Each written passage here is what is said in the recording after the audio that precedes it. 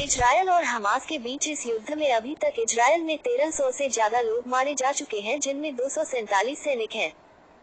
जबकि गाजा पर इजरायली हमले में अब तक 1800 लोगों की मौत हो चुकी है और लगभग 6388 लोग घायल हैं। इजरायल और हमास युद्ध में अब तक कुल 3100 लोगों की मौत हो चुकी है। वहीं संयुक्त राष्ट्र का कहना है कि गाजा में 4.23 लाख लोग बेघर हो चुके हैं।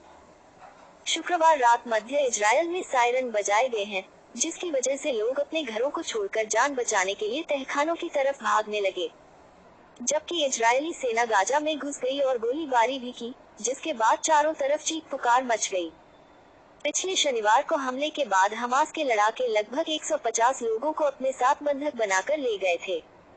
हमास ने दावा किया कि इजरायली बमबारी में गुरुवार को 13 बंधक मारे गए, इनमें विदेशी भी शामिल हैं। हालांकि सैन्य प्रवक्ता हगारी ने हमास के दावे का खंडन किया। उन्होंने कहा, हमारे पास अपनी जानकारी है, हमास के झूठ पर विश्वास न करें।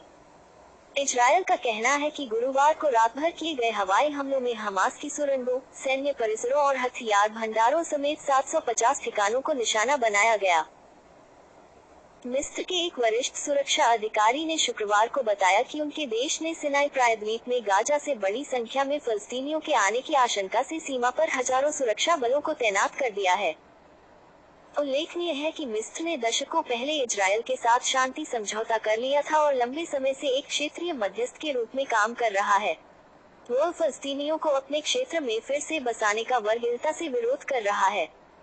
वहीं उसने इजरायल के अल्टीमेटम को अंतर्राष्ट्रीय मानवाधिकार कानूनों का उल्लंघन बताया है।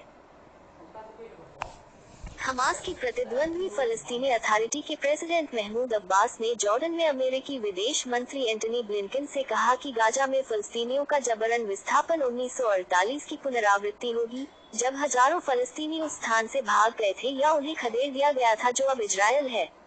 अधिकांश गाजावासी ऐसे शरणार्थियों के वंशज हैं। अब्बास ने गाजा में तुरंत सहायता भेजने की अनुमति देने का आह्वान किया।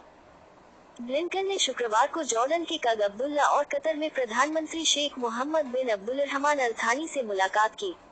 उनका सऊदी अरब, मिस्र और संयुक्त अरब अमीरात भी जाने का कार्यक्रम है। इजरायल ने शुक्रवार को लेबनानी सेना की निगरानी चौकी पर गोलाबारी की। इजरायली सेना ने कहा कि उसने एक संदिग्ध सशस्त्र घुसपैठ के जवाब में गोलीबारी की, जिसे बाद में उसने झूठा पाया। लेबनान के सरकारी मीडिया ने बताया कि यह गोलाबारी अल्मा अल शाब और धायरा के पास हुई। इन दोनों ही स्थानों पर पिछले सप्ताह बार-बार झड़पें हुई हैं। दक्षिण लेबनान में कार्य के दौरान एक पत्रकार की मृत्यु हो गई। अमेरिकी राष्ट्रपति जो बाइडेन ने पत्रकार की मृत्यु पर गहरी संवेदना व्यक्त की है।